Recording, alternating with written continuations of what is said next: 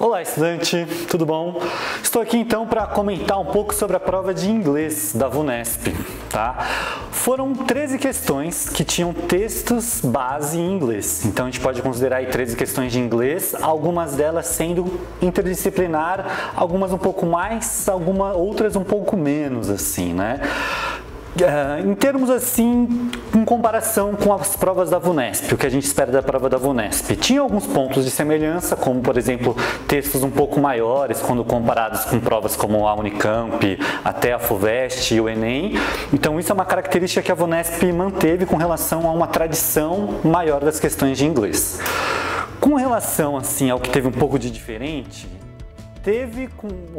mudou um pouco em relação às provas da VUNESP no geral, mas com relação especificamente ao ano anterior, foi bem parecido.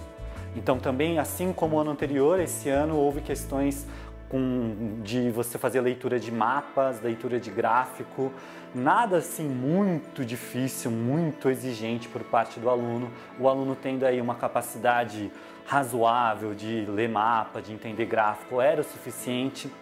E mesmo em termos de uma exigência de leitura em inglês, estava bastante mediana. Eu acho que o nível, no geral, da prova de inglês aqui estava de médio para baixo, para fácil, né? Assustava. Tinha algumas questões que assustavam, porque você tinha que ir lá fazer comparação de texto em inglês com mapa, com gráfico. Então, às vezes, no primeiro instante podia assustar, mas em termos de conhecimento, de conteúdo específico da língua inglesa, estava bem tranquilo, estava razoável, estava mediano, né? Tinha que ler com atenção as questões, mas não tinha nada extremamente difícil. Talvez o que pegasse mais foram 4 questões que pegavam mais vocabulários específicos, uma delas modal verb, então não é tão difícil assim, porque é um assunto que a gente sempre aborda com bastante ênfase na sala, fala sobre a importância, e aquelas palavras que também a gente reforça nas aulas a importância delas de conexão de ideias. Então, tinha, por exemplo, at odds, que fazia esse conflito, esse contraste de ideia, o nevertheless também trazia essa ideia de oposição, de ideias contrastantes. Então, bastante de acordo com o que a VUNESP costuma cobrar, e o que houve de diferente foi indiferente em relação à tradição maior da VUNESP, não tão diferente assim com relação ao ano passado. E assim, no grosso, a maior parte das questões eram mesmo de interpretação de texto. Comparação de textos diferentes, então tinha isso, né? Um texto mais dissertativo, com tópicos.